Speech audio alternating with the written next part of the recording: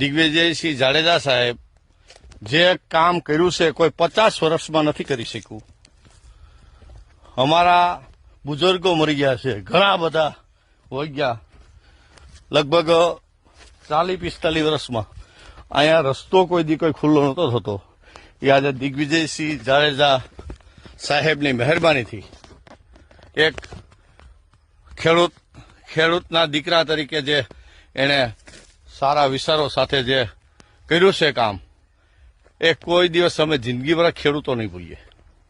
કે અમે છે અમારે અહીં નાળિયેરી છે, ગામમાં 32 રૂપિયા ભાવની નાળિયેર કપાતા હતા, એ અહીંયા 16 ને 17 રૂપિયાના ભાવે ખેડૂતો પાસેથી લઈ જતા હતા, જેથી કરીને ટ્રાન્સપોર્ટિંગની કોઈ સુવિધા નથી થતી, કોઈ વાહનવાળો અહીંયા નહોતો આવતો. જાડેજા સાહેબના ખૂબ ખૂબ ધન્યવાદ. એમ અમારું જાતે માનો અમે બહુ ખુશ છીએ.